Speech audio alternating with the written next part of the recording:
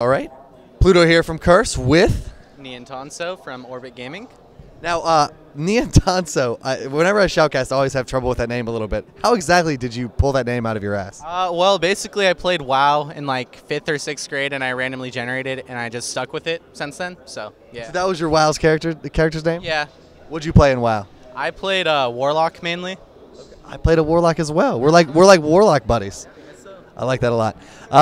Now you've been coming in this tournament playing a lot of Ezreal. He's kind of, I don't know, would you consider him like just a flavor of the month, or is he just generally a really good OP champ right now? He's just really good because he's a safe pick. You can pick him at the start, and they can't really counter you per se. Like he has the W, which is like the main reason why he's really strong. 40% minus attack speed. That's huge. So yeah, that's. Like, So his whole kit is just good. yeah, basically. Okay. Is there any way, do you have any secrets? I mean, knowing that you are a great Ezreal player, what exactly counters Ezreal? Unless you don't want to give it out so people play against it. The two closest things to countering Ezreal would have to be Graves and Vayne, because you can dodge the W, and if you dodge the W, you win the trade. So that's how you generally want to play versus. So that quick draw and tumble just gets you out of harm's way, pretty much. Okay. And you've also kind of started to try to popularize an Executioner's Calling build rather than getting that Bloodthirster as a kind of a third item, right? You get maybe like an Infinity Edge or Trinity Force first, then maybe a P-Dancer or Infinity Edge, whichever you didn't get first, and then do an Executioner's Calling. Why exactly is that? What's your reasoning behind that? Basically, Executioners is only 900 gold from Vamp Scepter, and you get 18% crit, or 18% lifesteal, 15% crit. So that's 2% lifesteal than a fully stacked Bloodthirster, and that's 3,000 gold. It's a lot cheaper.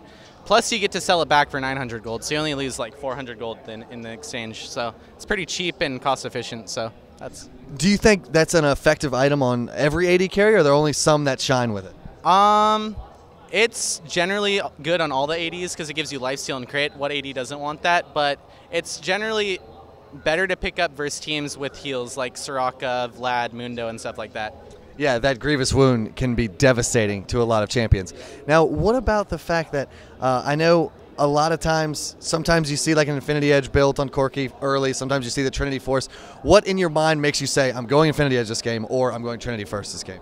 Basically, with Corki, Ezreal, or whoever gets Trinity Force is for when you're snowballing and you have lane control.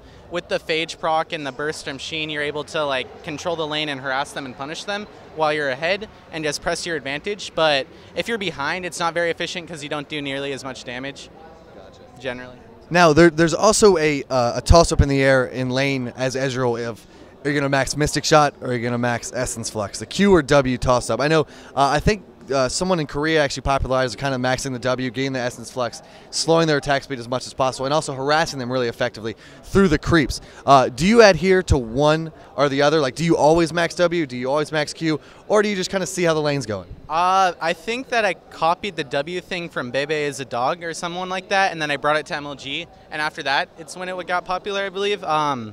Generally, versus the bursty ADs like Graves, I mix leveling the Q and W up, but people that only auto attack, I generally max W because that's all their damage, so might as well stop it.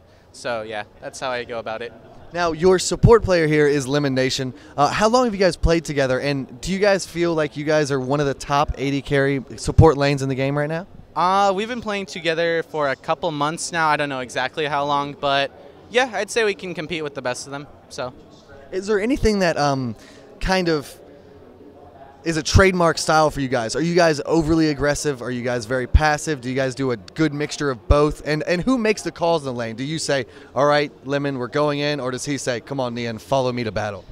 Basically, both of us make the calls, and generally we play really aggressive, and that can be our downfall sometimes, but it usually works out. So.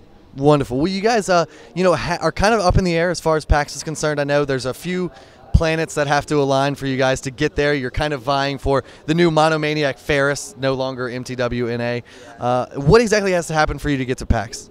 Basically, if MTW does not get, or MME Ferris does not get top 8, we just have to get top 4. But if they do, we have to get top 3. And if we get 4th place and they get 8th place, we tie with them. So that would be bad. We have to do a show match versus them or something to decide who can make it. So, yeah. That would be interesting. That would be almost like a duel at high noon or something for you guys. Now, you guys are unfortunately down in the losers bracket right now. MME Ferris is still in the winners bracket. They'll face Curse here in a few hours.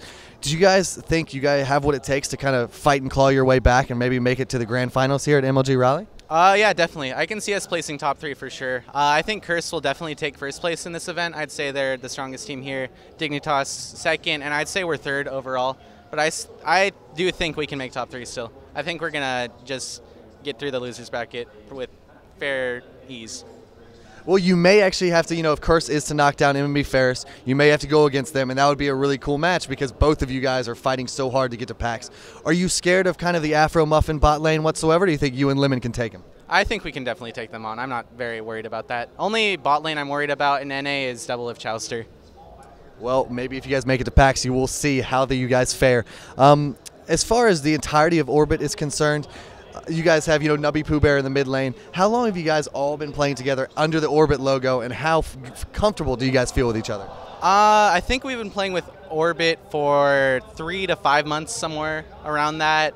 I knew all of the guys from League besides Yuzuki. I played Han with him and some, or actually no WoW, but just some Han with him. That's how I knew him, and we just picked up the other guys through that. And we're all pretty comfortable with each other, yeah.